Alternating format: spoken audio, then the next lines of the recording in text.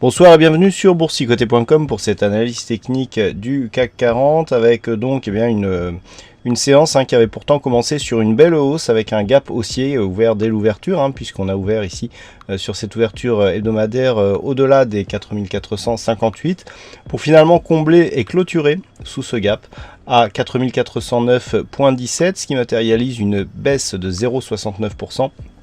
Avec un peu plus de 30 points perdus par rapport au cours de clôture de vendredi. Donc hier j'attirais votre attention, enfin vendredi, j'attirais votre attention sur le fait qu'il ne fallait pas casser ici ce support oblique, le fait que l'on n'arrive pas à rester au-delà de cette résistance horizontale, un petit peu comme les mercredis et jeudis de la semaine dernière, matérialise ici une incapacité à poursuivre sur cette dynamique donc qui montait le long de ce support ici oblique.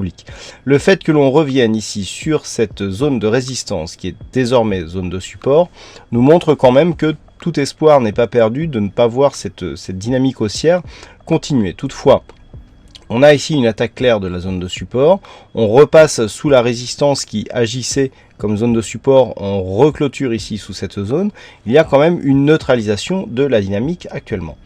Du point de vue des indicateurs techniques, nous sommes ici sur une phase de sortie de cette dynamique. On le voit ici avec le stochastique qui est en train de sortir ici de sa zone de surachat. On n'est pas encore accompagné par la ligne de signal, donc on est potentiellement encore sur une possibilité de continuer à monter. Le RSI se stabilise. Le MACD continue ici à marquer la perte de la dynamique ici sur cette phase ici. On a eu la première dynamique ici, puis on voit qu'après le MACD se stabilise. Et du point de vue des volumes, par contre, c'est assez intéressant. Après une hausse des volumes ici sur la précédente séance, sur une poursuite, donc sur une éventuelle poursuite et notamment sur une cassure de cette zone de résistance, on peut voir que la phase de baisse qui suit se fait avec des volumes inférieurs. Donc on est toujours potentiellement du point de vue des volumes sur une phase de continuité haussière alors que la volatilité elle augmente aussi. Alors par rapport à cette dynamique, nous avons donc des signaux assez contradictoires avec donc ces signaux haussiers. On préserve ici quelque part le gap initial même s'il est comblé, mais on transforme ici cette zone de résistance comme zone de support.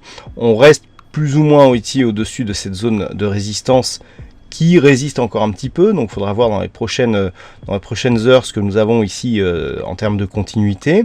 Par contre, nous avons aussi des signaux de sortie de cette dynamique haussière, avec donc rupture du support oblique. On l'a vu sur certains indicateurs, notamment le stochastique et le MACD. Donc, le fait d'avoir des signaux positifs et des signaux négatifs neutralise un petit peu cette dynamique, et tant que nous serons ici entre 4402 et 4458, je dirais même 4496, on peut s'attendre ici à une neutralisation de cette dynamique d'un point de vue court terme. Si on venait à casser ici cette zone des 4402 points, l'objectif serait un retour ici sur la zone des 4345. Il faudrait vraiment attendre une cassure des 4496 pour vraiment avoir une poursuite de la dynamique haussière. On a ici cette zone des 4458 qui était une zone majeure, mais le fait d'avoir des attaques et une incapacité ici à casser cette zone, un petit peu comme ce que nous avions eu ici la veille du Brexit, nous montre que c'est vraiment au-delà de ce point haut qu'il faudra passer pour réactiver une vraie dynamique haussière. Donc pour l'instant on en est là. Du point de vue de la dynamique, on voit que tout n'est pas perdu, malgré ici cet avalement triple après un gap haussier, mais gap qui est comblé mais qui résiste encore.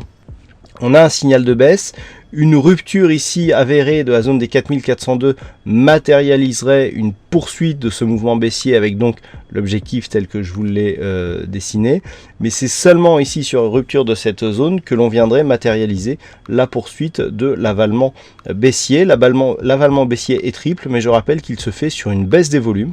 Donc on n'est pas ici sur un mouvement de conviction, mais par une baisse qui est liée à un manque de contrepartie. Voilà donc ce que l'on peut dire sur cette analyse technique. Donc les points à surveiller pour demain, 4402 points.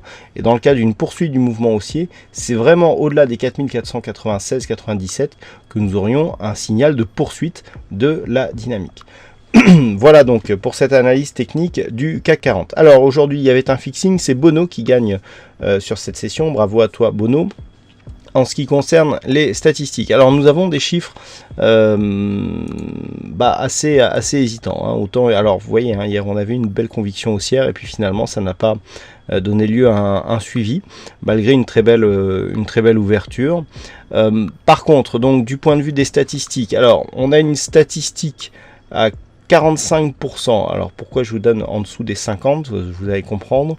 45% donc de probabilité baissière, mais en fait donc 55% de probabilité haussière par rapport au niveau d'ouverture, mais avec plus de potentiel, légèrement plus de potentiel. Il n'y a pas grand chose non plus à la baisse. Donc on peut considérer que les deux précédentes bougies, par exemple, matérialisent les deux possibilités que l'on pourra avoir, avec une bougie de forte amplitude donc sur une baisse, ou de faible amplitude sur une hausse, mais donc plus de potentiel à la baisse. Voilà donc ce que l'on peut dire sur cette analyse technique du CAC 40. Passez une bonne soirée, bonne chance dans le prochain trade, et on se retrouve donc dès demain pour d'autres analyses techniques sur le site boursicoté.com.